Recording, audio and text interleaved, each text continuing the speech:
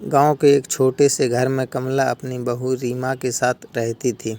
कमला का बेटा रवि शहर में नौकरी करता था और महीने में 1-2 बार घर ही आ पाता था।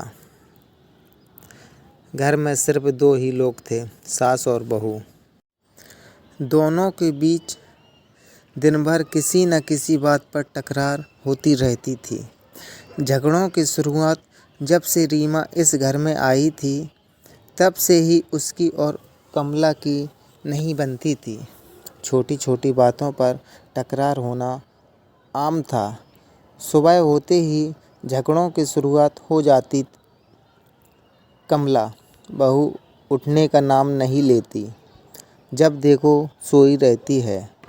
हमारे ज़माने में तो सूरज उगने से पहले सारे काम निपटा लेते थे। रीमा: अम्मा जी, रात को देर तक काम किया था, नींद पूरी नहीं हुई थी।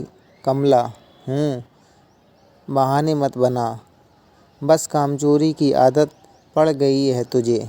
दोपहर के खाने पर झगड़ा होता। कमला: अरे दाल में इतना नमक क्यों डाला है?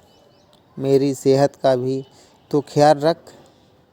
रीमा: अम्मा जी, कल कहा था कि नमक कम था, आज थोड़ा बढ़ा दिया तो भी गलत।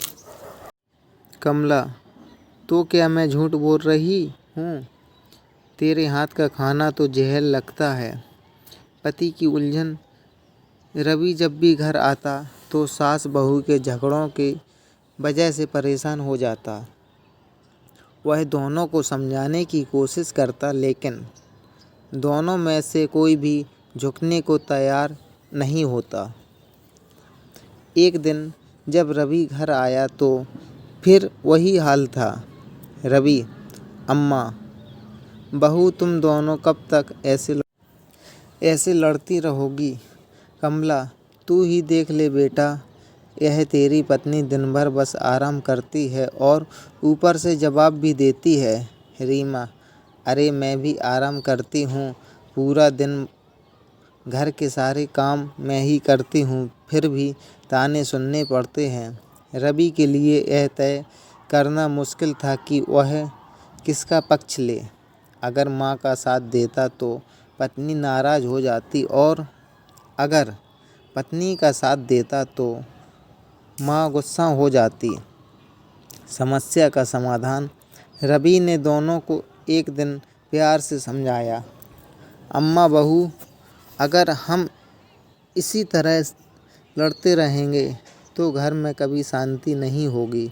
माँ, तुम्हें समझना चाहिए कि रीमा अब इस घर की बहू ही नहीं, बेटी भी है। और रीमा, तुम्हें भी माँ की भावनाओं का सम्मान करना चाहिए। अगर हम मिलजुल कर रहेंगे तो घर स्वर्ग बन जाएगा, वरना नरक। धीरे धीरे कमला और रीमा ने एक दूसरे को समझना शुरू किया। कमला ने बहू को बेटी की तरह मानना शुरू किया और रीमा ने भी सास की इच्छाओं का ध्यान रखना शुरू कर दिया।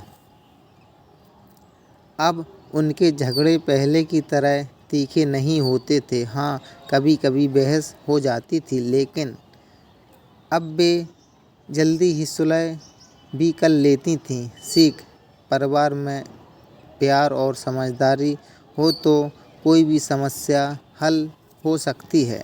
बस थोड़ा धैर्य और सम्मान चाहिए। कैसी लगी दोस्तों ये कहानी? कमेंट करके ज़रूर बताएं और हमारे यूट्यूब चैनल को सब्सक्राइब करें, जिससे आपको ऐसी ही कहानियाँ मिल सकें।